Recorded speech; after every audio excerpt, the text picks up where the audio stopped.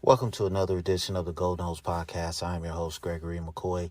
This podcast is by a fan for fans. I am not a journalist. I am not a reporter. I am not an insider. I do not work for a website. The majority of my content comes from me and my opinion. Other information comes from the internet. Man,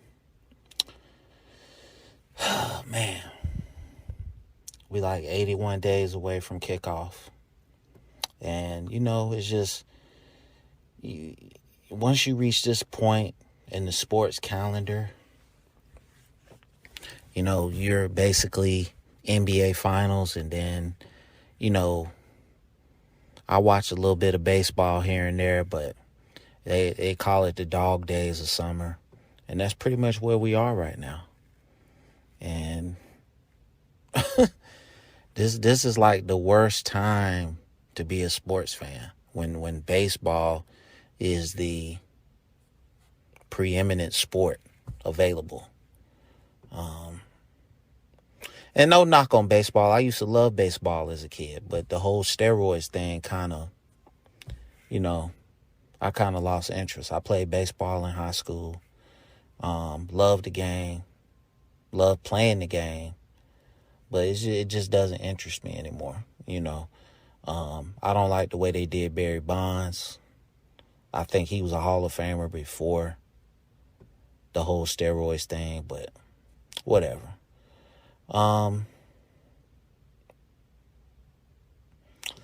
Florida State, man. I mean,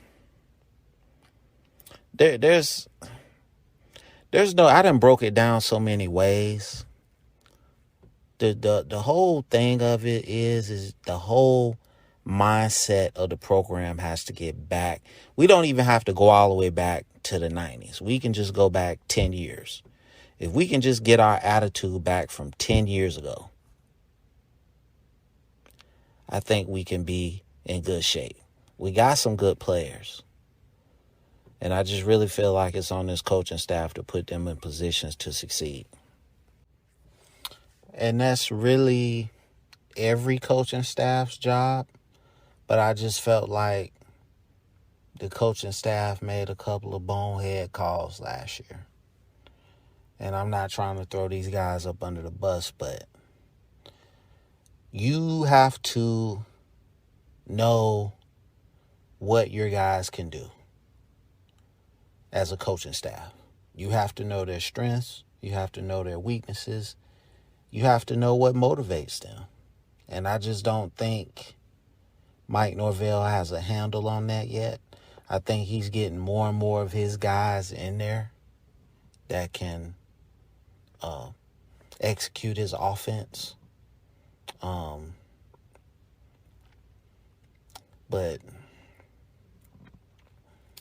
I hate to I don't really hate coming back to this point. I mean, it's just a point that you can't emphasize enough, and that's the offensive line.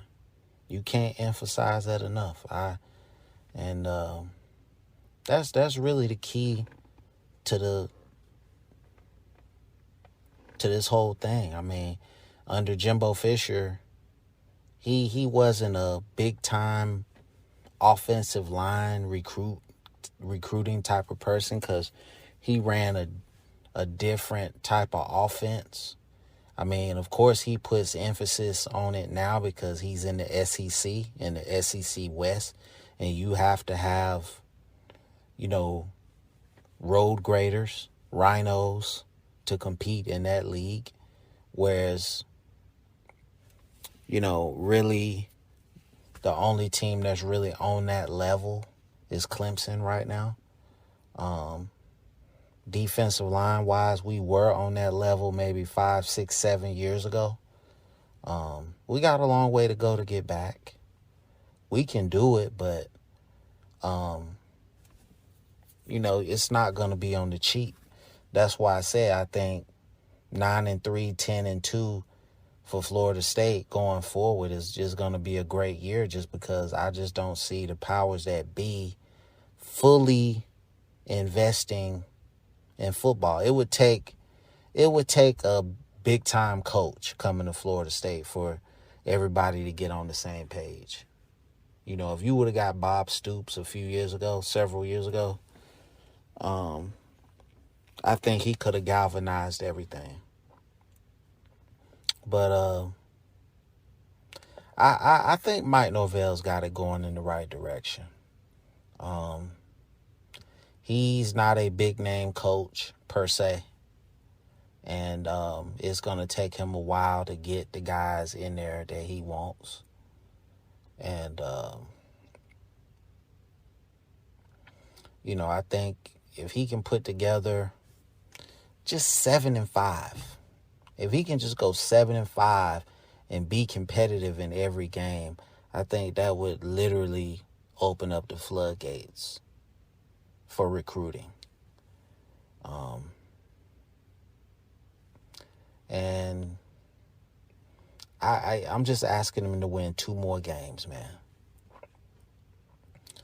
I think you got enough talent at all the skill positions on offense to be special. I think you've got enough pieces on defense to be special. Special teams, I don't know. I mean, special teams, for the most part, was a disaster as far as the return game. Coverage teams were okay. Kicking was nothing to write home about. And like I said before in past episodes, I would have a dedicated coach to special teams. I wouldn't have a position coach doing special teams on the side. I think that's not good. But therein lies the cheapness as Florida State goes. And it is what it is, man. They still my team. I still love them, but they notoriously cheap. I'm surprised they opened up their wallets a little bit for Norvell to get some extra coaches, some off the field analysts and things of that nature. Look how long it's taken them to build the football only facility. Look how long. Jimbo was asking for that in 2013,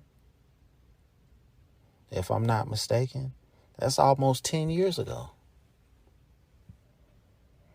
But see, back then he knew what was coming on the horizon. He knew it. He saw it coming. And Florida State could have been out in front of it. But, people just being cheap, trying to win on the cheap. And that philosophy ain't going to work all the time. I don't see us getting another Jalen Ramsey. I don't see us getting another Dalvin Cook to come to this program. Those type of recruits now, they want to get paid. And if you ain't coming with $400,000-$500,000 at least, just to get a serious look, you know what it is. But, I love to pay for play. I love it. I love it, man. Let these kids, these young men, help their families. Let them change their financial situation. Let them upgrade their mom, their dad. I don't see nothing wrong with that. If a kid can go overseas and defend his country, he should be able to play football here and get paid.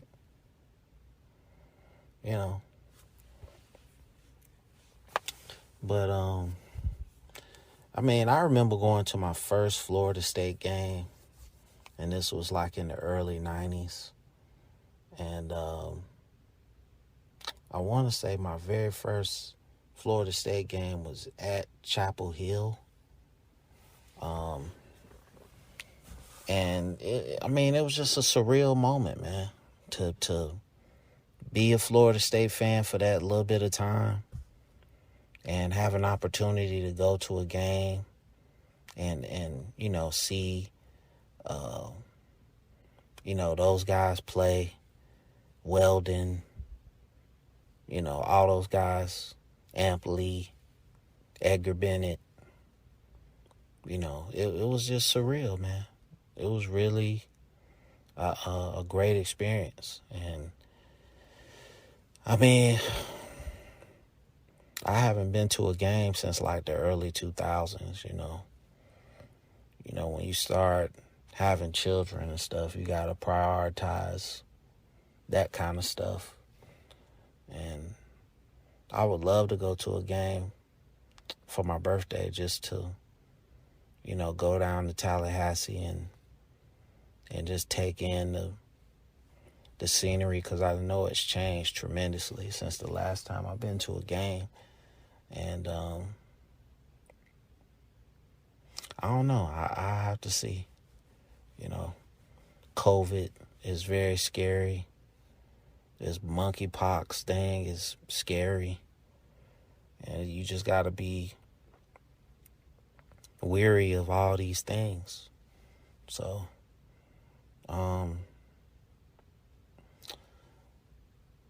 Deion Sanders brought me into the fold as far as being a Florida State fan. And just for the record, I hope he is very successful at Jackson State.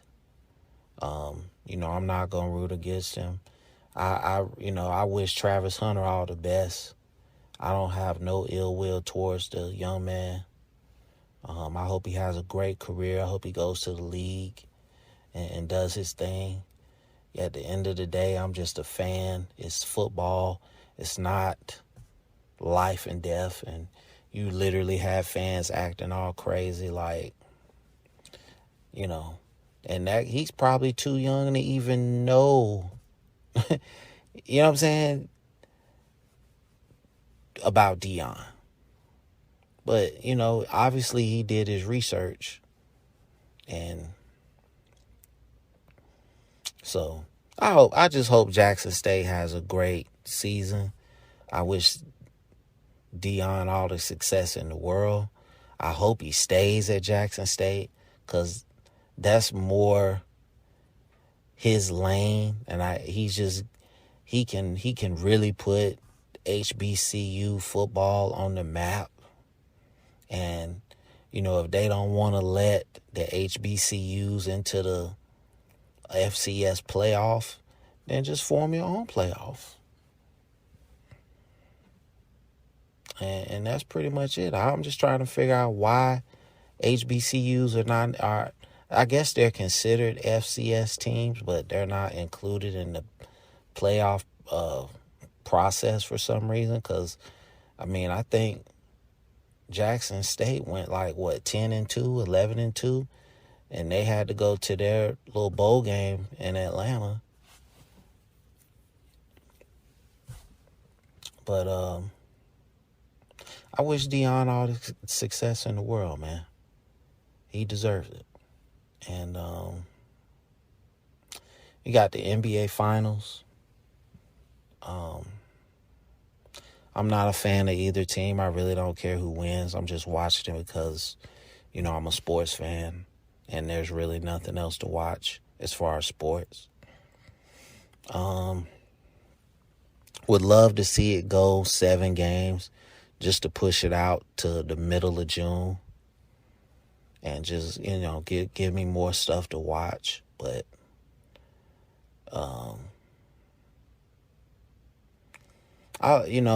if I had to pick my favorite player out of these two teams, it'd probably be Draymond Green, man. I love his toughness. I love his attitude. All these little defensive players in the NBA now are like the offspring of Dennis Rodman, because they all have Dennis Rodman type attributes. And he's like the originator of that, man. All these tough guys in the league. Rodman was a real tough guy, man, and a master at mind games. So it's going to be an interesting series. I don't care who wins. But But it's just real crazy that you see all these Golden State fans popping up out of nowhere, and they don't know who Chris Mullin is. They don't know who Tim Hardaway is, or Billy Owens, or Tyrone Hill. Tyrone Hill wasn't no all-time great. I'm just saying, Google Tyrone Hill. You'll see what I'm talking about. Latrell Sprewell. I don't know if I said Chris Webber already. So, Mitch Richmond. I forgot about Mitch Richmond. So it's going to be interesting, man. And, hopefully our boys can do something this year. Maybe they can be a fringe ACC title contender. Because I feel like Clemson's going to be coming back to the pack, no pun intended, this year. No matter what you do in life, man, it's always going to be haters, people that don't believe, and you just have to fight through that. I never thought that I would be able to do what I'm doing now as far as this little YouTube channel. I never thought I would get one person to listen to me. I never thought I would get one person to subscribe to the podcast. But, just doing it my way and just, believing in myself, I managed to get a little small following. And, that wasn't the goal. It was just, it was just a way to have something to occupy my mind. I'm just a firm believer in, trying to do stuff to keep from going off the deep end. And, this podcast helps me do that. And, when I was trying to decide what kind of podcast I wanted to do, I knew it was going to be sports related. And I know from time to time I would like to talk about other topics other than, whatever sports team that I was going to talk about, because it really just came down to I love the 49ers, I love the Miami Heat, but I'm not as passionate about those teams as Florida State, just because watching them as a kid, it kept me out of trouble. Not that I grew up in a bad neighborhood, but there was opportunities to do bad things if I was wanting to go that route. And just the love for football. And, we talking 1985, Deion Sanders, just every Saturday wanting to see him play. It kept me out of trouble. And it's a lot of kids or adults now, kids back then, that can tell you that same story. Deion Sanders saved a lot of kids from the time he was a freshman at Florida State to when he left and got drafted by the Falcons. Because, you play, little pickup games, football, people would imitate Deion. And you go to school that Monday, people talking about Deion, what he did in the game, And just I'm not going to say lifelong Florida State fan. I didn't really get into football until I was about 6 or 7 years old. But ever since that time, it's been Florida State, man.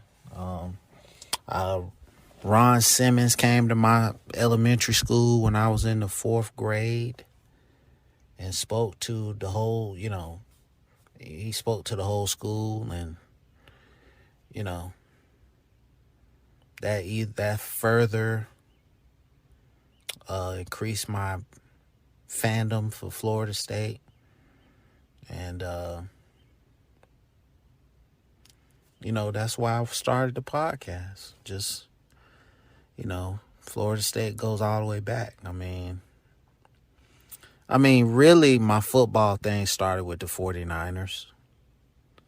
And to be totally honest, but the passion for Florida State is greater with the passion for football is greater with Florida State. And I just want them to turn it around, man. I'm tired of sucking. Pause. I'm tired of losing. I'm tired of being irrelevant. I'm tired of, not winning championships. I just want the standard back. And I don't know. I don't know if we can get there. Not because of the coaching staff, not because of the current players, just football has changed college football has changed so much. And I kind of miss the old days of football. I miss the quarterback getting up under center, and I miss the dive plays. I miss the off tackle plays.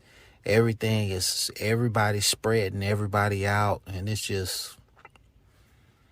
just don't like that brand of football. I've never been a fan of the Wildcat and read option and, all that stuff. I've never been a fan of that. I feel like it's finesse football. And you virtually eliminated the fullback position. In college football, rarely do you see a fullback. So, I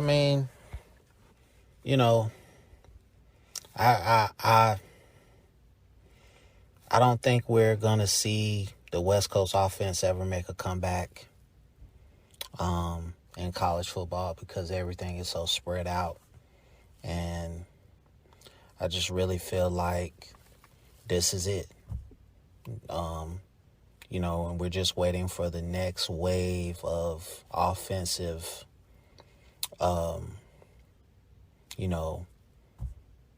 way of playing football, because the spread has really changed the dynamic of football. And, it's in the NFL now. It took a long time for the NFL to get into it, but now they're even spreading stuff out. So it is what it is. For Florida State, not just Florida State, but just Mike Norvell. I think I said it before, I'll say it again. I think he needs to win at least 7 games. I don't think becoming bowl eligible is really something to really stick your chest out about. I think 7-5, be competitive in every game. And, I can say this thing is moving in the right direction. We were not competitive in every game last year. Wake Forest took it to us. Louisville took it to us. Who else? Just that Notre Dame effort is what we needed in every game. And it wasn't there in every game. So, just opening up the season against Duquesne, I just want to see just fundamentals. We should win the game easily, but I just want to see fundamentals. Then LSU, I just want to see it just an all-out refuse to lose effort. Now, I witnessed one of the greatest finals performances ever by Steph Curry, man. And I'm not a Golden State Warriors fan at all, but like I said, I'm going to give props when they're deserved. And, that man carried that team, man. It's really time to put Steph up there. Win or lose this series, it's time to put him up there with amongst the greats. We got to stop hating on this dude. So this is one of my longer podcasts. So really just to go ahead and close it out, I just want to say that I'm really thankful that that people have subscribed to this podcast on YouTube and various other places. It just started as just, and it still is just something to occupy my time, just something just to keep, I think everybody should find something creative to do, that's, legal, of course, and positive. And, that's what this is.